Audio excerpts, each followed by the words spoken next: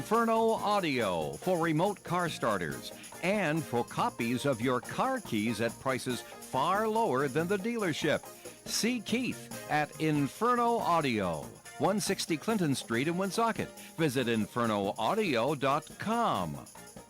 Rain tapers off all day, remaining cold, high of 36 degrees with a breeze from the northeast. Tonight, areas of fog and drizzle and rain throughout the night, and cloudy skies, overnight low of 35 with a breeze from the north. Sunday's weather, 40% chance of rain, mainly before 3 p.m., cloudy skies all day, high of 44 with a breeze from the north. Monday, mostly sunny skies with a high of 61. Monday night, a chance of some showers, mostly cloudy and 44. Tuesday, partly sunny with a high of 62. Wednesday, partly sunny and 52. Thursday, partly sunny and a high of 56. And on Friday, partly sunny and 61. And currently outside the Navigant Credit Union broadcast studio at the corner of Park Avenue and Kennedy Street, we have 34 snowy degrees out there. I passed a salt truck on my way in. Good morning. Thank you for joining us in the cheap seats with Pat and Kevin. I'm Kevin Callahan, joined as always by my co-host Patrick Holland. Pat, good morning. Morning. A little surprised to see some snow on the way in. None in Attleboro. I don't know if there was somewhere you live. No, none near me, but I saw people up north in Mass posting pictures of it. So crazy. Yeah. Passing the salt truck on 295, messing up some traffic. I don't know if the salt truck was necessary down here. It could be one. Someone get one final paycheck trying on to get that last invoice out. April you remember that April 12th snowstorm we had? Hey, I worked overnight. All right, another busy week. Just in general, I know I was busy at work. You were busy at work. Tough to busy. Hate when the real world jumps in, Pat. It's tough to follow with the sports. But as usual, a busy sports week. We have a busy show here today as well. Joining us after our first break for the second time, I believe, we're going to have the Rhode Island Football Club president, David Pert, as they're getting ready to open up their new, and I'm going to call for the last time, the Tidewater Landing Stadium, which now goes by Centerville Bank Stadium, I think, as of Tuesday. So let's just jump right in. Let's get to the local scene, get you caught up on everything that's going on in and around Rhode Island and New England. So college news around the state of Rhode Island. Two teams to keep an eye on as we're just over the halfway point of the college sports season. The Browns softball team, with 17 games left in their season, currently sit in 5th place in the Ivy League with a 5-4 record, but their 19-10 overall record, second best in the Ivy League. Weather permitting, they're at Columbia for a single game today and a doubleheader tomorrow before hosting Bryant in a doubleheader on Wednesday. And in baseball, URI has a 21-13 record and currently sits in second place in the Atlantic 10 with a 10-4 record. They're half game behind Davidson for first place. URI with a sweep of St. Bonaventure yesterday will have a single game versus the Bonnies today, then head to Bryant for a non-conference game Tuesday at 3 o'clock. The Providence Bruins forwards Don Zlakmelis, who's a recently signed player out of UMass, and Matthew Poitras each scored 4 points last night, putting the Providence Bruins past the Hartford Wolfpack 6-2 at the XL Center in Hartford. Luckmelis netted his first career goal, added 3 assists, while Poitras tallied 2 goals, 2 assists. Oliver Wallstrom notched a goal and an assist as well. Goaltender Brandon Bussey stopped 23 of 25 shots that he faced. P. Bruins totaled 38 shots.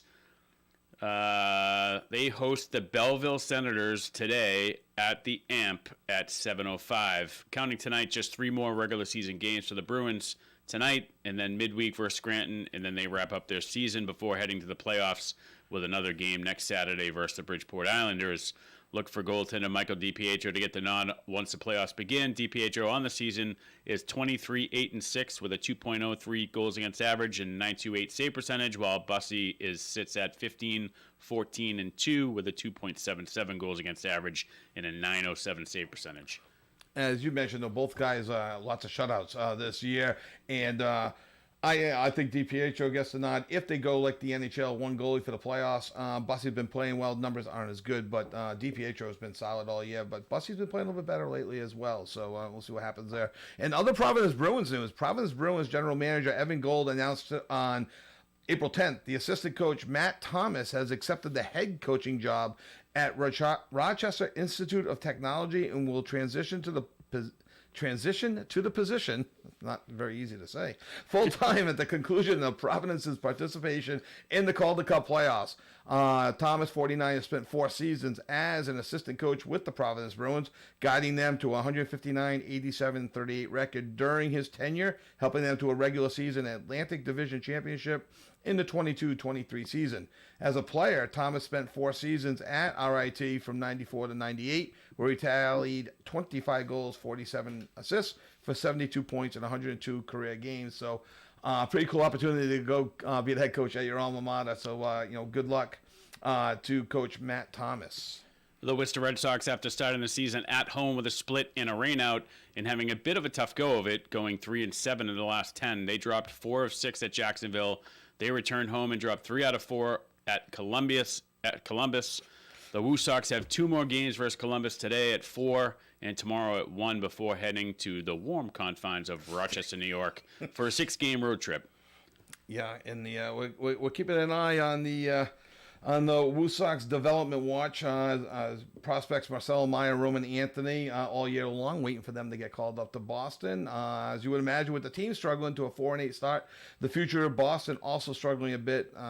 Through 11 games, Roman Anthony is hitting .237, 2 home runs, 6 RBIs, which I think are his home run and RBI totals of last week when we reported on this. In 38 at-bats, he does have a .396 on base as he's drawn 10 walks. Marcelo Meyer in 10 games is dragging along at .220 with a .256 on base percentage. He has 2 home runs, 9 RBIs. Again, I think those are the same home run and RBI totals as last week. Relatively close. Both players have more strikeouts than hits to start the season. Hopefully when the weather starts to warm up, which probably won't happen in Rochester, they'll get better as well. And Brian Bayo for the Woo Sox isn't faring much better in his 3 starts covering 9.2 innings. He is 0-2 with a 6.52 ERA, giving up 12 hits, 8 runs, 7 earned, just 3 walks, which is good. He does have 14 strikeouts, but a 1.55 whip, and teams are hitting .300 against him. I would imagine he gets another start or 2 in Worcester before being called back up by Boston. He's down there on rehab. I think they're looking more at his pitch count, which they've steadily started to increase, but he was only at 65 pitches last night before he got taken out. Yeah, after 4 innings and 65 pitches. And we'll see if, I think he gets one more start for sure. I think they mentioned that he would want to be, they want him up around 80 or so is what they actually said on the Red Sox broadcast last night. So, RIFC, through their first 4 games, are holding steady at a 1-2-1 record, scoring 8 goals, giving up 7. All 4 games, as you know, have been on the road. Last Saturday, they had a big 3-0 win over the Oakland Roots, I guess, SC, Soccer Club. All right, RIFC scored twice in 2 minutes in the closing minutes of the first half, take a 2-0 lead. Then in the 6th minute of stoppage time, which I'm not a big soccer guy, I know that's a lot of minutes in stoppage time in the first half. Usually it's around 2 or 3, and then the second half gets up to around 6 or 7. But in the 6th minute of stoppage time, they struck again, taking a commanding 3-0 lead in the half. And I guess they emptied the bench and everybody got in, or however you do it. And they held on. Up next, Rhode Island FC will enjoy a bye week before return to action in the Lamar Hunt U.S. Open Cup with a trip to Lewiston, Maine to take on the USL League One expansion, Portland Hearts of Pine. Kickoff from Lewiston High School is set for 7 p.m. on Tuesday, April 15th, and that game can be seen on Paramount Plus and CBS Sports Golazo, which I had never heard of, so I looked it up this morning. And for those of you that stream, or know how to, on Pluto, which is free, it's offered on Pluto. You can also, if you subscribe to Paramount, you can get it through that way as well. And it's a streaming thing, obviously affiliated with CBS Sports. So who knew? Well, now you know, and no one's half the battle. Yeah, exactly. So, okay, so we're going to take our first break right now. When we come back, we are expect David Pert to give us a call and talk everything that's been going on at the new stadium in Pawtucket, RIFC, and everything going on with the football club there. If he's not on the line, we'll just jump right into some Red Sox stuff and all sorts of good things like that. So we want to thank you for joining us in the cheap seats here on WOON 1240 AM, 99.5 FM, and WoonSoccerRadio.com. We will be right back after these messages. ON 1240.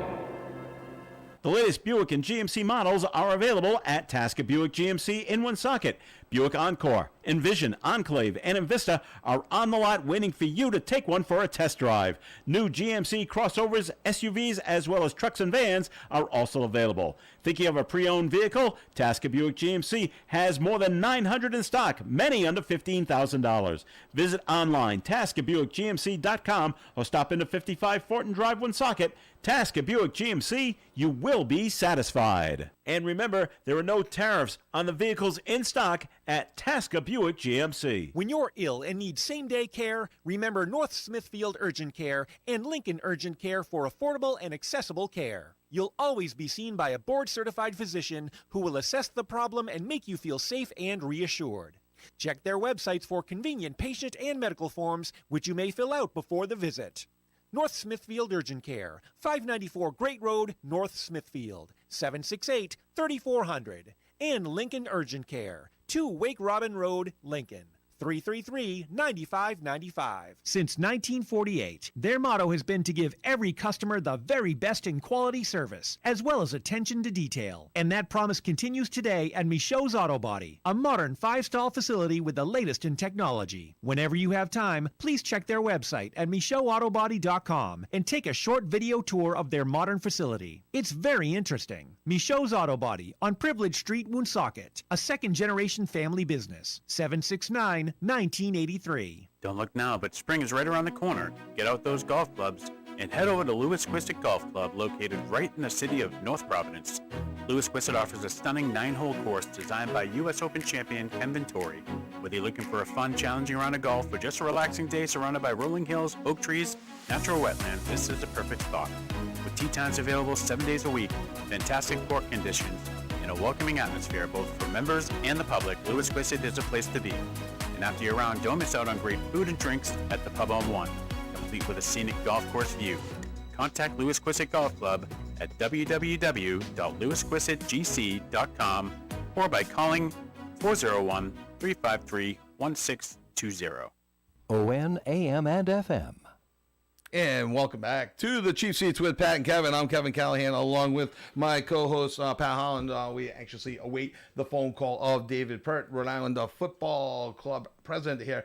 Everything there is to know about the Centerville Bank Stadium, the new name of the Tidewater landing spot. And we got some good questions for him, so we're anxiously awaiting his call. But in the meantime, one of the things I look forward to all year is the Frozen Four, Pat, and due to life events and everything happening, I pretty much missed most of the games on Thursday. Game 1 started at 5, and happily, I'm at my daughter's, softball game and everything, and was going to set the DVR, and there was a beautiful event at the school that's going on that day. So after the softball game, so I missed that. As I walk home, the game-winning goal in the second overtime is scored by Western Michigan, knocking out Denver, who I think I predicted last week would win easily. So once again, I'm wrong. And so that pushed the BU game back an hour, which started about 10 o'clock. No, it was I think it was later. A little bit later. I watched the first 2 periods, and I got to get up for work in the morning. Yeah. So I missed the third period. BU wins. So I don't know how much you watched, but basically tonight... I watched it all. You watched all of it? I did. Nice. Oh, so what do you think of the double overtime? I mean, everything I heard about it was just that game instant was classic. Western Michigan really took it to Denver the first 2 periods, and then Denver... I don't know if Western Michigan just kind of like set back a little bit. They were up a little 2-0, bit more right? defensive style, yeah. And Denver really took it to him, scored, kind of a deflection goal and then a dirty goal in the crease to tie it up with it was maybe about 2.5 minutes left in the game. Okay. And then it was really all Denver from there. Even in the overtime, they had the better opportunities. Unfortunately, Western Michigan got that quick goal in the second overtime to win it. So this would be the 28 seconds. They heard me coming up the stairs to my room and to watch the game, and they scored before I could see it. Yeah. And so this is their first trip to the final. Yeah. So I'm shocked because Denver manhandled Providence. on their first game, and I won't say they manhandled Boston College, but they beat them 3-1. They took it to them. Yeah, BCU #1 team in the country at the time. Western Michigan's now #1. So Western Michigan is the second time they played this year. I think Western Michigan won the first time as well, 4-1 or 5-1. So they're going to take on BU. So BU they jumped out to a 2-0 lead and went 2-1 going into the third period, and they got an empty netter. They held on 3-1 with a minute left in just late in the game. It was an empty netter to make it 3-1. So BU, this is their 15th appearance in the their 12th appearance in the Frozen Four. They're 5-6 overall. Two noteworthy: their last two times in the championship game, 10 years ago at the Garden, losing to Providence, where Providence won their only national championship. Yeah, was that on that crazy goal where the goalie kind of reached up to grab it and he came down and everyone was like, it looked like he threw the puck into exactly the net. It. And my seats were up high behind the net that day. There was a lot of, I remember there being a lot of discussion about, there was some potential BU players had money on the game. Eichel wasn't coming back. This whole but I bizarre. didn't necessarily see that, but I don't. If But it was I Boston remember College, hearing. maybe with I remember their hearing the scandals talk. about I remember hearing the talk back then. But yeah, BU. Penn State has a really Cinderella story, making the run to even get into the tournament, and then to make it to the Frozen Four. But BU they're just when they're firing on all cylinders, they're just the Hudson kids are phenoms. The last time that they won BU, I was at that game. It was in 2009. It was in Washington D.C. They were playing Miami of Ohio. With a minute to go in the game, they were trailing 3-1. Right. They forced 2 goals with the goalie pulled, and then won in overtime. My buddy, who was on the trip with us, a Boston College graduate, none too pleased. Still bitter about it to this day. Can still get under his skin every once in a while if I feel the need to go that way. So the game tonight, 7:30. If you got any thoughts on the game before our guest calls in, give us a call at 401-766-1240. The Frozen Four finale tonight at 7:30 on ESPN2 is BU looking to bring a championship back to Boston for the first time since 2009 for the Terriers, going up against Western Michigan, the #1 team in the country, looking for their very first championship. I like the Terriers in this game, especially with Denver being out. Knocking out the national champion. Who do you like, Pat? I like BU. They've really just turned it on since and the story is that they went out, they had a kid who was playing in the USHL, goalie, and they went out because they needed him halfway through the season.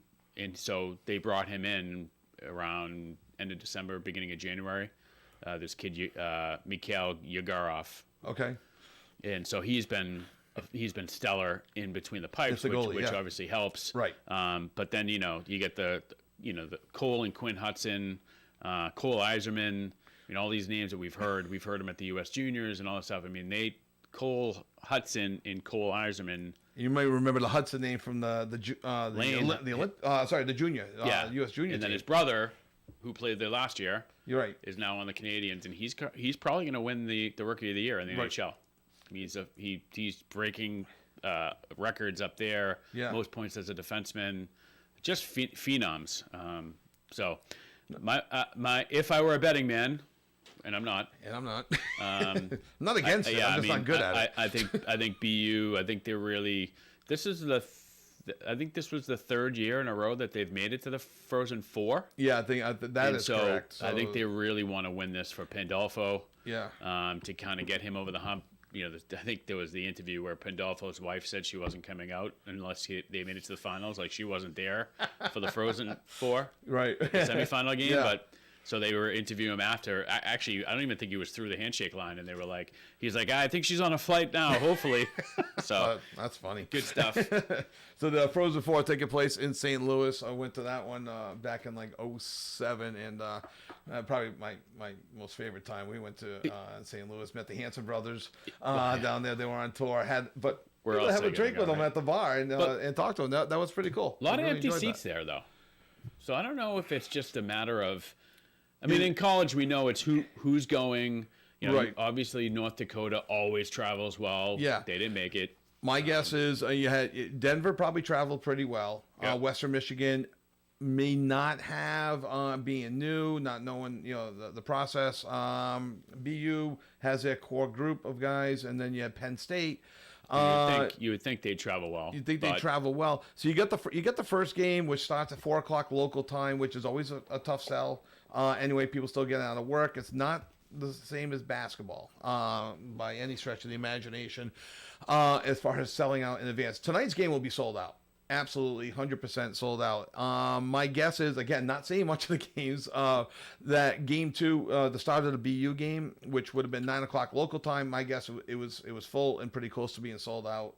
That game, though, how many people stuck around to the end? Right. Ended 12:30 our time, so probably about 11:30, 12:30, 1 o'clock our time, so around midnight their time. So.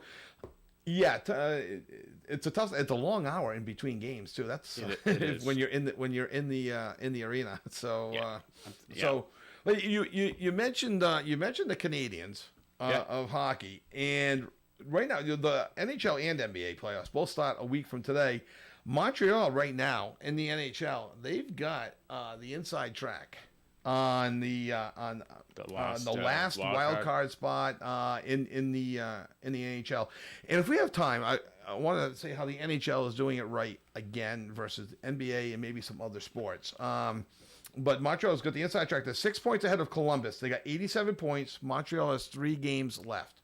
Columbus has four games left, but they're sitting there with 81 points. The Red Wings and Rangers also have 81 points, but they only have 3 games left as well. So I think the Canadians are looking pretty good. I got their magic number at 3 points. So 2 wins and an overtime loss, shootout loss, or just two regular wins, and they're in the playoffs. And not that I ever want to see the Canadians in, especially when the Bruins are having such a terrible year, but there are certain teams I think it's good for hockey and good for sports when they're in the playoffs, when they're relevant. In basketball, it's good when the Celtics and Lakers are relevant. In baseball, it's good that the Yankees and Dodgers are relevant. In hockey, it's good when the Canadians are relevant. I feel I think their magic number is only. I think they need a tie. I got them for 87 points with 3 games left. Well, the other guys are pretty much out of it. Well, Columbus can get to 89 points. They got 4 games left. If they win out, they got to get to 89. They're not going to win out. They're not going to win out. But if they do, they get to 89. Montreal with a win gets to 89 as well. I don't know the tiebreaker. They may own the tiebreaker. Goes to I think it goes to regulation wins. Okay. So they have that, I believe, and then it goes to like head up. I think when I was on the NHL, they had not officially clinched, and they actually locked in. Not locked in. I'm sorry. They put in the Red Wings and Rangers also have a chance. They all. I mean, the Islanders haven't been eliminated yet either, and they only have. I thought I saw an E next to their name because there was an E next to the. Oh, all right. So well, at least on the NHL app, there's no E. Okay, the Bruins have an E. The Bruins have an E, and the Bruins, I believe, they only have 2 games left. They've wrapped up. Hopefully, the 4th. They're in the 4 position. Pat, I think we have our caller on the line, so we're gonna go to that and see if our caller is there.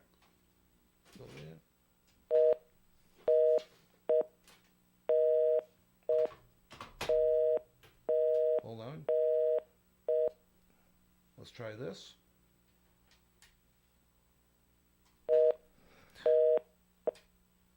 Hold on 1 second. Let's try it. It's gone. It's right there. All right. Sorry, having some technical difficulty. Hopefully that's David Pert and he calls right back. Why don't we take a quick break? Yeah. When we come back, we'll hopefully have David Pert on the line here in the cheap seats on 99.5 FM, OneSocketRadio.com. ON 1240. When you visit State Line Services website, you'll see a wealth of information about them and the 20 kinds of specialties they offer, including cooling system maintenance, emission testing, exhaust systems, and computerized engine analysis. Because today's vehicles are a complicated piece of equipment with a network of sensors that monitor your vehicle's performance. In other words, you need an expert. State Line Service and Tire Center, 1209 Social Street, Woonsocket, at the State Line. 765-0146. New customers are welcome. If your garage door needs replacing because of wear, performance, or appearance, think of Woonsocket Door Sales, your complete overhead door facility for installation and maintenance, including framework repair and security. Woonsocket Door Sales features important information about security on their website. For attached garages, be safe with a good deadbolt lock or door monitor. And remember, detached garages often contain valuable tools and recreation equipment. Woonsocket Door Sales since 1935. 1 Biltmore Avenue, Cumberland. 767-3448. When disaster strikes, trust the experts at Service Master by Gilmore. From water and fire restoration to mold remediation and emergency cleanup, we've been restoring peace of mind for over 40 years, now proudly serving all areas, including our newest service location in Rhode Island. No job is too big or too small. Day or night, we're here for you. Call Service Master by Gilmore at 1-800-783-0552 or visit us at the web at www.svmgilmore.com. Restoration done right every time. The world-class distributor of all things electrical is Electrical Wholesalers. They are a full-service electrical distributor with branches throughout Rhode Island, Massachusetts, and New Hampshire. Locally, they're at 113 Clinton Street next to KFC here in Woonsocket, with other locations in Cranston and Franklin, Massachusetts. Electrical Wholesalers provides the highest quality service to electrical contractors as well as residential, commercial, and industrial customers. Electrical Wholesalers is open Monday through Friday, 7 in the morning till 5 in the afternoon. Visit ew-ne.com. Electrical Wholesalers. And welcome back to the Cheap Seats with Pat and Kevin. I'm Kevin Callahan, along with Pat Holland. We apologize for our technical difficulties there before. That was not my mistake. That was not David. We are still awaiting Rhode Island FC President David Pert. Hopefully everything's okay, not get caught out in this blizzard that we had overnight down in Pawtucket. But Pat, just to complete my thought on the NHL playoffs, shooting over to the West, so we talked about, it looks like the Canadians are getting in. If you have any thoughts on the NHL playoffs, NBA playoffs, anything going on locally, or the Red Sox, which we'll get to as well, give us a call, 401-766-1240. We want to hear from you. Over in the West, you had the previously surging St. Louis Blues. I believe they had won 12 in a row. Under, who's that coach? Do you remember who's that coach's name? It's not Jim Montgomery, is it? It could be. It could be, yeah. He used to coach, was it the Boston Bruins? Dallas? Yeah, he did coach Dallas. He did coach the Dallas Stars, that's right. And I think he went University of Denver. He was at Denver. Yeah. That's just true. So former Bruins coach Montgomery wins 12 in a row. However, they have lost 2 in a row. They have now got the last playoff spot. Right now, they have not clinched yet. They have 93 points with 2 games left. They're tied with the Minnesota Wild. Trailing them is Calgary with 90 points, but they have 3 games left. So Calgary, if they win out, gets to 96. The most the Blues can get to is 97. So this is a bit of a tight race going on here in the West. And, not that I expected the Blues to win 14 in a row, but they won their 12 in a row. It would be a shame for them now if to make that surge and then not get in. It'd be a shame. It would be for all you St. Louis Blues fans out there. So a couple of tight races, going on, more so in the West in the NHL than in the East. We do have a call. Let's go to the lines. Perfect. And hello, you are on the air. Good morning, boys. Good morning, boys. Hey, Moose, how are you? Hi, I'm okay. How about you guys? All right. We are expecting a call from the Rhode Island Football Club president, so we may have to hang up on you, but maybe not. So just no, that's all right. I have been listening I'll wait until this gentleman calls. Yep. No, perfect. Evidently, you're having a little difficulty making contact. Oh, he might be busy. He is the president, so. That's all right. Well, what's the matter, man? He's got to set his priorities. This show comes first. We think so. We're getting there. So what's on your mind, Moose? Of course, our beloved Red Sox, who 7 and 8. 7 and 8, and I didn't even want to talk about the White Sox. I mean, we were going over it the other day about the Central Division and the teams that are in the Central Division in Cleveland and Detroit. Right. We went team by team, and we got to the White Sox, and I said, "Don't make me talk about the White Sox because I don't want to talk about them." Well, when they win 11-1, though, it's well now. I mean, it's only one game, but not too good. There's not much more to say, but it's early in the season. Yeah. But Phil got touched upon this with Cora said on one of the quotes after the getting the final game of the last series that they just played with. Who was it, with the Jays? Oh, the Jays, yeah. Yeah. The Sox were struggling, but then they took the last one in extra innings. We're moving on to Chicago. Hopefully the weather will be better, right? Yeah. And Salgo was all over, and he says, "What is he talking about? Why did he say that? Why did he say that? Because it's going to only, come upon the players and say we can't play in the cold." Well, the Red Sox are being perceived a little bit right now as kind of a soft team weather-wise. They were making fun of them. Some of the other talking heads up in the New England area were making fun of them, just like football players the other day. All the teams are. Yeah, right. Scuba gear and all of that stuff. The issue they're having right now is strikeouts. And striking out. Well, and errors. I mean, they lead the league in errors. In errors. I think, 19 errors in 15 games. I believe it was. But I can't bend down and feel the ground. Tristan Casas. Casas, I'm always a little nervous of Casas. First base isn't the toughest position, but he's going to bail out his infielder sometimes. But back to the weather just for a second, and Cora making that statement is something that would anything bring down the team. Don't say that. Yeah, Don't especially say that. Now you got it inside their head saying we can't play in the cold. Yeah, but I mean, honestly, I don't think I don't think any of these guys are listening to these interviews, right? Yeah. So you get this in your head. You get this in their head that they're listening to this and they're going to get down. But I don't think anyone's listening to this stuff. Yeah. I'm sure he's not having the conversations with them in the locker room, going like, "Well, let's get to Chicago and the weather will be warmer." Right. Yeah, wait, you don't say that in front of the players, though.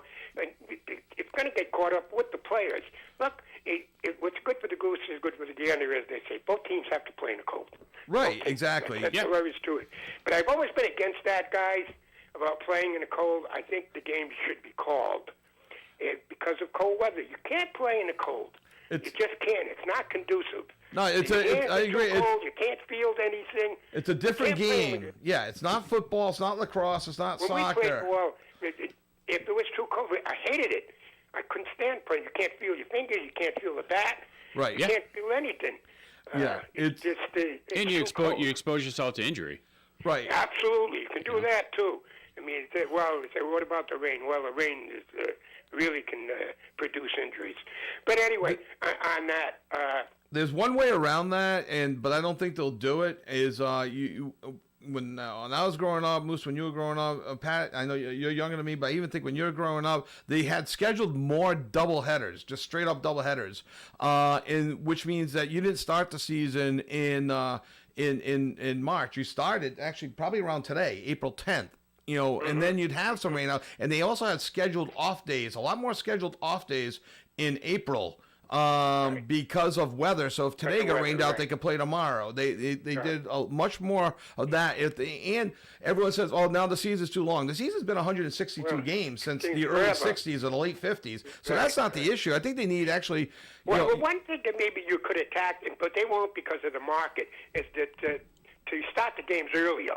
There's a lot. Why night games in April? They've been starting at 6. They're doing 6:30, 6:35. I mean, I guess they could saying 5 o'clock. 5 o'clock. I think they're just worried about rush hour. Still working, and you won't get the crowds into the stands, et cetera, et cetera, and that affects that affects the gate. But then you look at Chicago last night. What the eyeballs told me there was 8,000 people there. Yeah, and that's a 40,000 seat stadium. So it's I don't know how much more people you're going to lose. You might lose people in Boston, New York, Philly, but that might be the biggest crowd of the year. Yeah, exactly. Yeah, that's a Friday night crowd. I mean, And there were probably more Red Sox fans there, which is usually the case. Right. Anyway, listen, guys, on we go. But as I said, still early.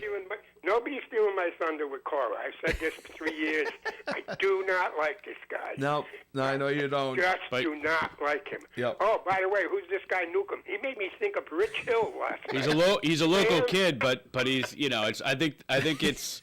Which is why they got to get Bayo back. They got to get this. Yes. I mean, you can't have these. He's throwing lollipop curveballs that say "hit me, please." Well, that's the thing. You can't lose these April games to Chicago if you expect to make a playoff run in September. These are the games you have to pick up at the end of the year. If you want to get to 88 to 90 wins and make a playoff push, remember last year they were 81. I do think that they can win 87, 88 games and make a playoff push, but you have to be. But and I'll leave you with this, guys. Is the Red Sox have a knack for underperforming. Why? I don't know. It's true. The tail of the tape says that from the history of the last 3 or 4 years. Right. They're supposed to do this, supposed to do that, and they don't. They underperform for some reason or other. And I hope that's not the case this year, but we'll see. It's still early, guys. Thanks for your time, and I'll be listening, and probably call you next week. All right. Thanks, have Moose. a good week, Moose, and stay warm. Bye-bye. All right. You bet. The mighty Moose joining us here. Just taking a quick look at the MLB standard. Moose brought up the Red Sox, everything. In first place in the AL East is Toronto at 8-6. In first place in the Central is Detroit at 8-5. And in first place in the West is Texas at 9-5. In the NL East, you got the Mets, running away with it at 9-4. Not exactly running away with it. Milwaukee, first place in the Central at 8-6. I'll give you the Padres and the Padres, Giants, and Dodgers are the NL West is my first look at them.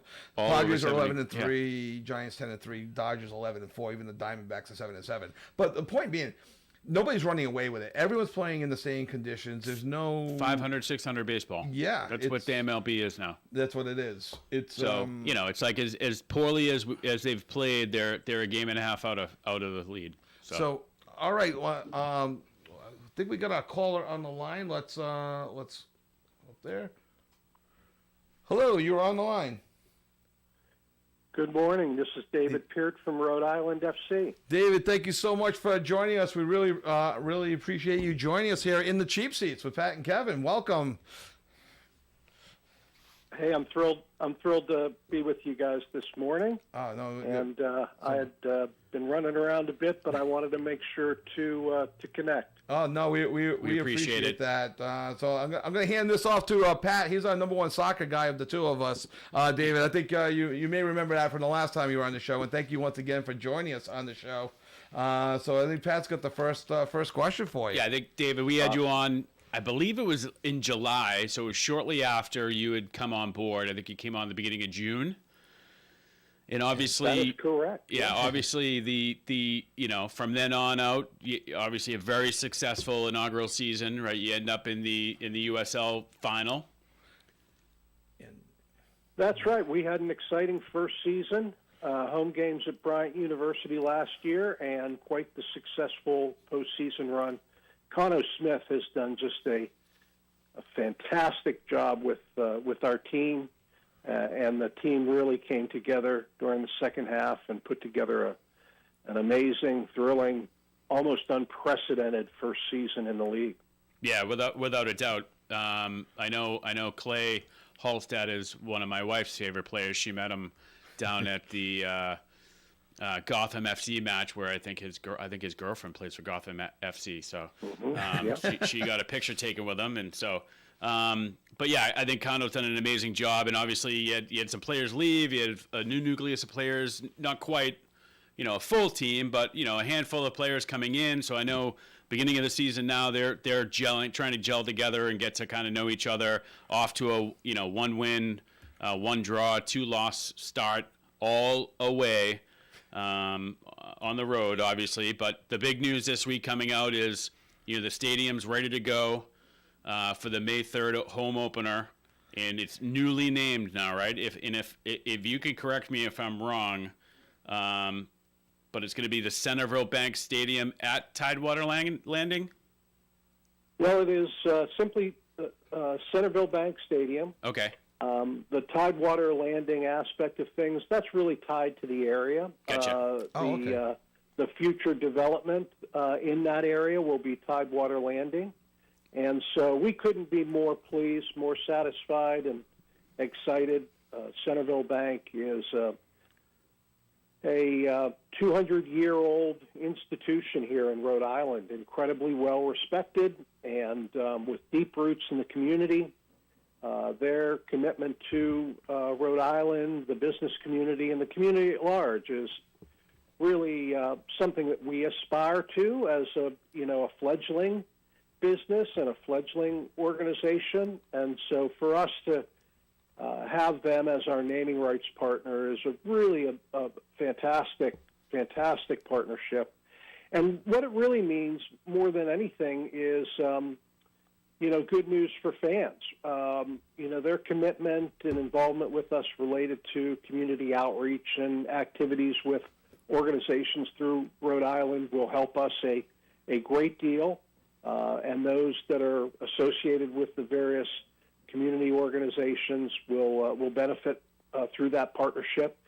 From a fan perspective, it affords us the ability to provide an even better stadium experience because of their support of the organization.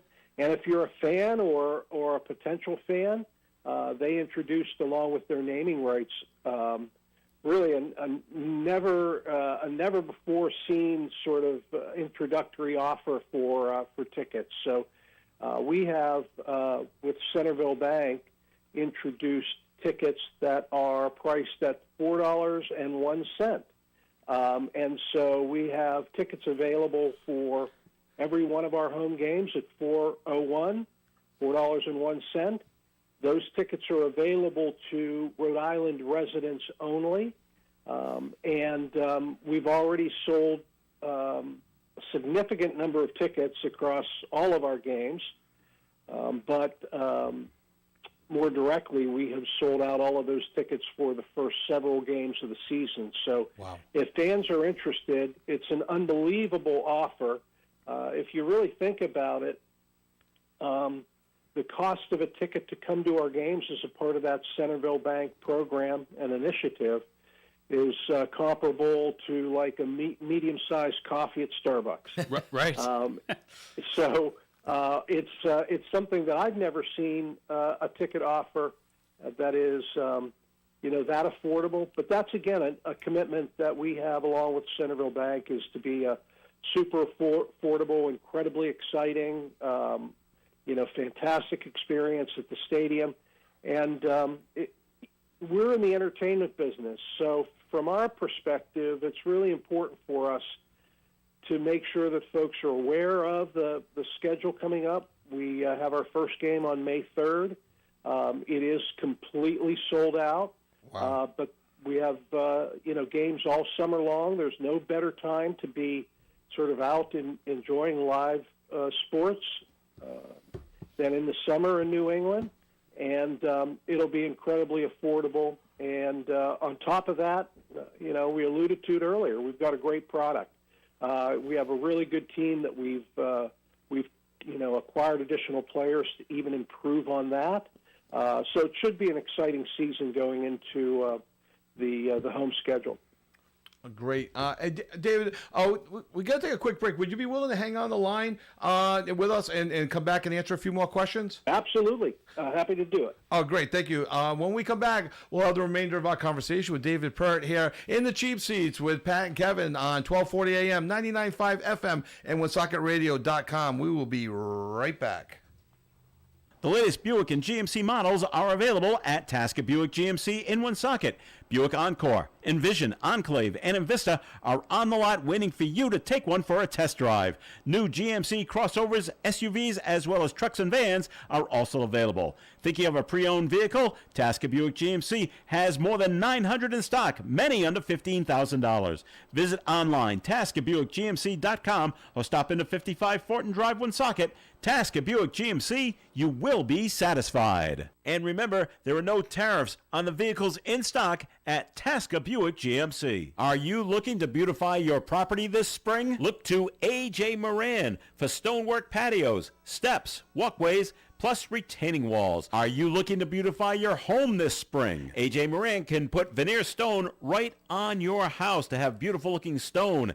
And if that's not what you want, A.J. Moran can rebuild indoor fireplaces with veneer stone. It's real natural stone. Check out what they can do online, ajmoraninc.com. A.J. Moran. If you're celebrating a major event, regardless of the reason, Michael's Meats of Cumberland can elevate your next meal from ordinary to extraordinary with meats so good your guests will ask you where you got them. Tell them Michael's Meats. Michael's Meats is in the Walgreens parking lot on Mendon Road in Cumberland, just north of the Ciabro Plaza. They're open Monday through Saturday at 9 a.m., making your next meal truly special. Here's this week's specials at Michael's Meats.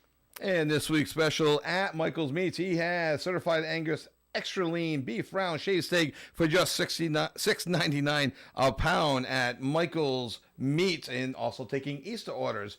All right, David, we are on the line with David Pert, president of RIFC, in the Chief Seats with Pat and Kevin. And David, again, thank you for joining us. And so with the game sold out, opening day sold out, and congratulations on that. Hoping for more sellouts for you. We're assuming that the stadium is 100% complete. Is there a little bit more to do? And kind of combined with you, let's talk about the parking. How's the parking going to be? Well, let me start with the beginning. Okay, great. We are on target to be open for our home opener. That's without question. So we're making a lot of progress.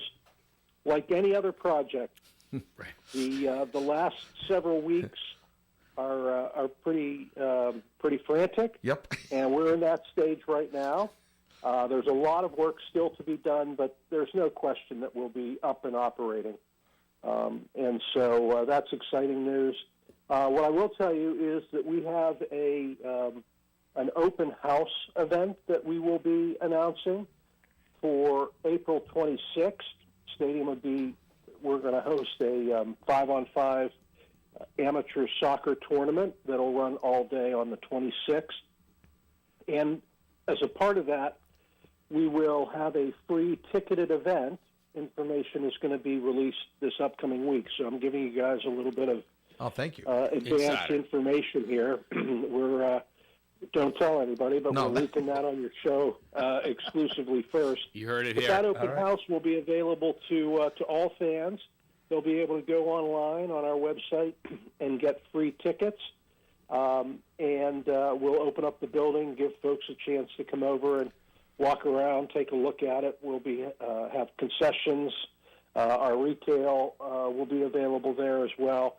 But it just is a way for us to invite the community and fans to come and get a sneak peek of the building, if you will. And what a great opportunity, Dave, just to kind of like a soft opening, just to see what's working, what's not, because it probably won't sell out, but you'll probably have a lot of interested people coming and going. And what a great opportunity to make sure everything's up and running, and whatever's not, you can fix before the May 3rd home opener. Absolutely. From our perspective, it is that. Most certainly, right? From our standpoint, we want to sort of iron out any of the wrinkles that we have. We've made a commitment here, right? This is, in fact, last July when we were on the station, I probably talked about this. We're soccer and more. And when I talk about more, I talk about, youth soccer tournaments and events like the one we're going to have on the 26th. We're about opening the building for the community without there being a charge, right? So we'll do that from time to time. Concerts, fairs, festivals, the whole myriad of entertainment will take place in this building. At the end of the day, we want to get as many folks from the region to utilize that venue, visit us in Pawtucket, Rhode Island, and have a great experience. So that then leads to the second question that you asked about parking. Yes. We released our parking information details about 2 weeks ago now, and first and foremost, we have enough parking to accommodate a full house, and those parking lots are in relative close proximity to the building. In fact, the farthest parking lot associated with the building is approximately a 15-minute walk from the venue.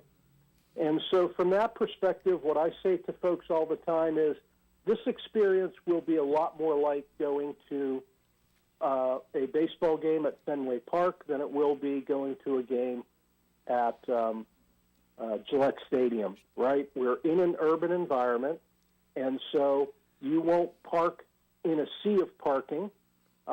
You'll make your way to the stadium. We have a lot of exciting things planned for the march to the match and other ways for folks to sort of enjoy getting to the venue. And then what we can promise people is when they get to the venue, they'll have a state-of-the-art stadium and world-class experience. All of those things we know will, meet expectations. We'll be doing everything we possibly can to do that. That's great, David.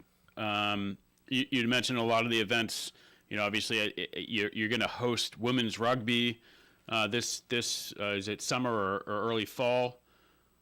Yeah, I think it's that is correct. We have women's elite rugby that is scheduled for 3 games in our stadium, and in fact, the very first game for the Banshees, the women's elite rugby team here in New England, the Banshees will play on the day after our home opener. So our home opener is scheduled for May 3rd. We have a women's rugby game on the 4th, so there'll be no rest for the weary, that's for sure. Sure. And then we have a number of other what we consider to be significant sporting events that we will be announcing here shortly, and they will definitely be of interest to sports fans all throughout New England, not just in Rhode Island and not just in North Rhode Island. There'll be regional type events that I think will be really really appealing to the general sports fan base. That's great. That's great. I guess the last thing I think we've been discussing it a little bit, which intrigues me, and I wanted to get your take on it, is obviously the USL announced that they're gonna have a new league coming into play in the 2027-2028 season that will essentially develop the promotion relegation system that Europe currently operates. So I wanted to get your take on that, and where does Rhode Island FC kind of fall in that system? Well, I appreciate you asking the question. It's super unique. When the USL does introduce promotion and relegation, it will be the first sports league in North America to have that as a part of their scheduling and their hierarchy. Our ownership, Brett Johnson specifically, has been one of the most ardent proponents of a system like that and of creating a Division I level at USL, and has been a driving force related to that in the sport and in the league.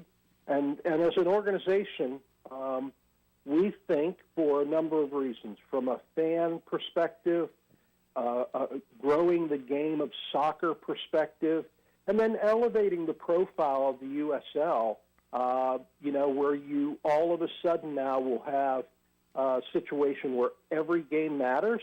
Mm-hmm. You're bringing into play marketplaces that are going to be, vying for an opportunity to be promoted. and it will make the league, I believe, stronger and competition more significant. It also would put us, when it happens, it will put us on a level playing field with Major League Soccer in terms of, that part of USL being in the Division I level, which is really significant as well. So we're looking forward to it. From our perspective, our expectation is that we would be a part of that Division I level within USL, and we're doing everything we can now to prepare for that whenever it should actually materialize and take place. So David, just to follow up, you mentioned MLS, and obviously the Revolution are up the street. Do you foresee that as you guys almost being in competition at the same level, or how does that work in your mind? No, not really. At the end of the day, the most important thing from our perspective, from my personal perspective, is grow the game of soccer. And what's interesting here, earlier this morning, my son and I were sitting and flipping around television and watching the Premier League. Right, absolutely. Soccer is becoming more and more readily available. You can't swing a bat without hitting it on Saturday mornings now. And the growth of the game is, at the end of the day, the most important part of this. With World Cup in 26, not only taking place in North America, but specifically taking place in our region, in our backyard, we're looking forward to significant growth in interest. Those individuals like you that maybe are not avid fans yet, you're going to be piqued. Your interest will be piqued. You will see the beautiful game, firsthand, up close. And so we don't think about it in terms of competition between one league and the other. Candidly, we want the Revolution to do really, really well. We would love for the Revolution to be able to, eventually get to a point where they can move forward with their venue in Boston. That would be great news, I think, for everyone involved. There's room for two teams in this region. There's no doubt in my mind. And beyond that, right? Hartford has a dynamic USL club. Portland, I don't know if you've watched or seen any of that, has done an incredible job of introducing their USL team as well. Women's team in Boston is going to be incredibly successful. So the future is really, really bright. I say all the time, soccer is the spectator sport of the future. If you're under 40 years old, you are more likely to be interested in the game of soccer than you are the game of baseball. You will most likely have played soccer at some level, right? Maybe not at an elite level, but as a kid, running around the fields. And then from a demographic standpoint, soccer is much more in line with the multicultural makeup of our country now and going forward, and our region specifically. And so it aligns really, really well. The bottom line, to answer your question, it's less about competition between one league and two teams, and it's more about growing the game. And, from my perspective, when we open our building, we know right now that we'll have about 25% of our fan base that come to our games. They will be avid soccer fans. The rest of the individuals that come and fill our building, they're going to be entertainment seekers, right? They're going to be folks that are looking for something to do on a Saturday night. And, our hope is that over time, you've had such a good time and a good experience that you'll maybe become a fan of that experience or a fan of the team. You don't have to follow the score every Saturday. That's not necessary for us. But we hope you have a great time and you come back, right? Maybe you come a couple of times. Maybe you bring your family or your friends. Over time, you'll gain an appreciation for soccer. I think it is a matter of, growing familiarity, and that helps grow interest in the game, and then we'll build from there. No, it's super exciting time for you, and I did see that your next game is Tuesday up in Maine. You mentioned Portland as part of the Lamar Hunt U.S. Open Cup, so you'll be heading up to Maine to take on the Portland Hearts, I believe, on Tuesday the 15th. That's right. That is on Tuesday. That's a part of the U.S. Open Cup. And what I will tell you is that brand new team in Portland, in Maine, they've done an impressive job already in the Open Cup competition.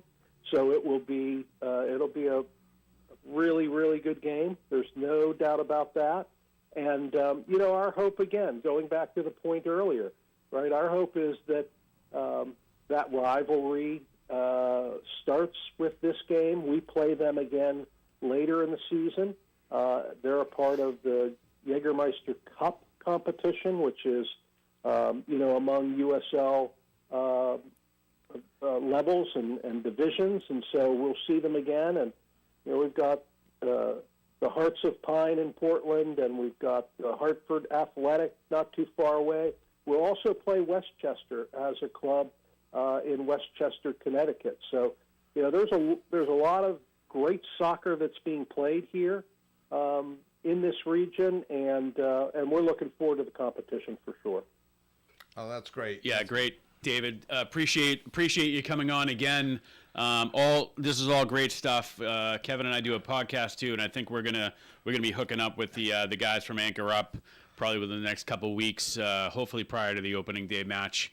I know those guys are really into it, as are we. I'm more of a soccer guy than Kevin. I do like it, but just the whole conversation of the relegation, promotion in European style is certainly interesting to me. So, again, David, appreciate your time. Absolutely, my number one goal. We're going to turn Kevin into a Rhode Island FC fan, and he's going to start to. He's going to start to catch up with you in terms of your soccer knowledge. So we appreciate you guys covering the team. And please reach out to me. We'd love to have you join us for a game, and look forward to spending time with you. Oh, yeah, that'd be great. We'd love to have you back on the show again, maybe halfway or a quarter of the way through the season. We'll see how things are going as well. Awesome. Thank you. All right, thanks. Bye. David Pert joining us, Rhode Island FC president. Pat, in a minute or so we have left, your thoughts on David and what he had to say. Yeah, I'm excited. I'm excited for the stadium to get out there and see a game there. I mean, just driving by it on 95, it looks pretty impressive. Off to the, I guess, left or right, depending on if you're going south, it's off to the left. So yeah, exciting times in Rhode Island, and as a team, obviously, I'm sure David knows that the better they do, the better things it means for that area of Pawtucket and Rhode Island itself. So, all right. So we begin to wrap things up here in the cheap seats with Pat and Kevin. We want to thank Moose for calling, but we want to thank David Pert, president of RISC, giving us a lot of his time this morning. We do truly appreciate that. Next week, the NBA and NHL playoffs will be beginning on April 19th, a week from today. So Pat and I will get into that, and we'll see how your 7-8 Red Sox are doing over the course of this next week. Hopefully, they can get a win in Chicago. Go be you. Thank you for joining us in the Chief Seats with Pat and Kevin, and hope you have a tremendous weekend. Broadcasting live and local daily from the Navigant Credit Union broadcast studio at the corner of